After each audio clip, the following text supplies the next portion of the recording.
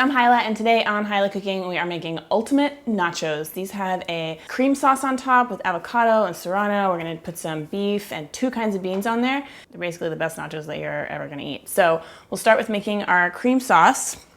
I'm gonna put some lime juice. You can do this in a blender or a food processor. I'm using this little mini chopper thingy. And I'm gonna add some sour cream. And if you wanna use Mexican crema, you can do that too, but I like the thickness that the sour cream offers.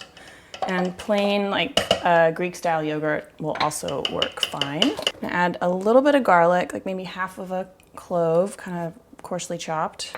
Serrano. You could use a jalapeno if you want it less spicy, and you could also take the seeds out, but I don't bother because I like it spicy. And then half of a luscious avocado.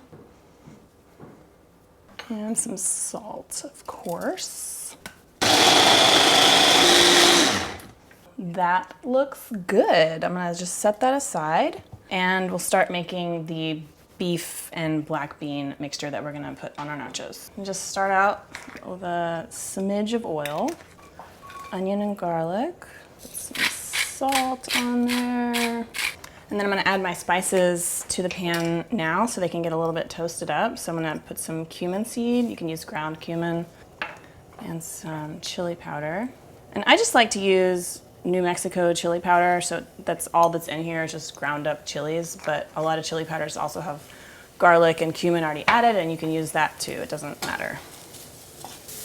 You can add some ground beef. If you want to make this vegetarian, you can just leave out the beef and do all the same seasonings. Get that broken up.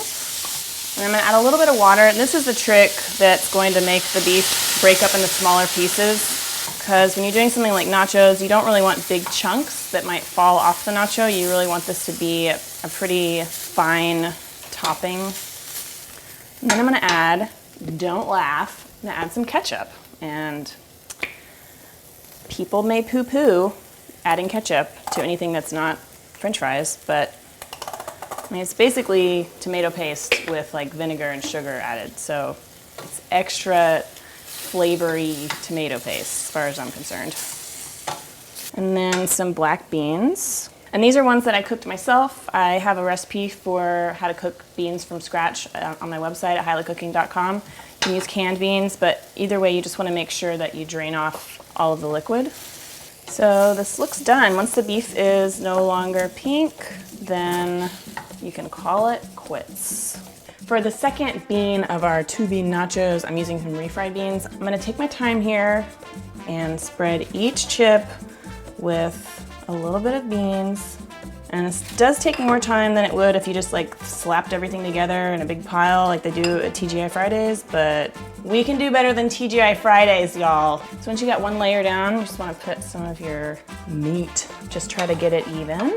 And if you want to do this on a big baking sheet and just do one layer, that's totally fine. But a tall stack of nachos just seems more celebratory. So I'm gonna do a stack, and then we'll sprinkle some cheese.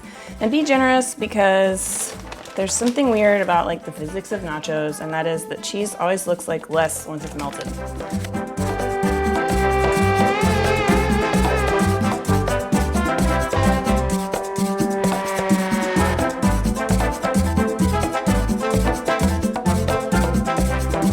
Nachos are layered. We can put them in the oven, 350, 5 minutes. Really doesn't take very long.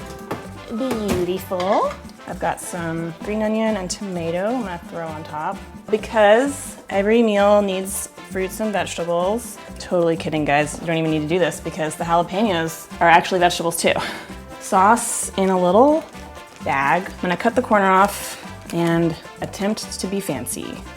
So hopefully it doesn't backfire. Oh my God, I can be fancy. See you guys. Well, this recipe and all my recipes are always available at hilahcooking.com with full details and ingredient measurements. So check it out. Don't forget to subscribe if you haven't already.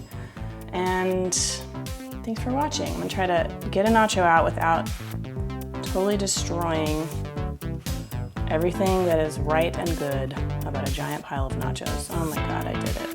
Look at that. Would you look at that?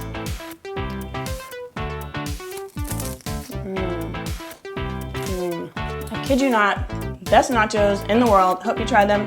If you make this, take a picture, tag me on Instagram or Twitter or Facebook. I'd love to see your versions of my recipes. And have a great day. There's tomato on my finger. Okay, bye.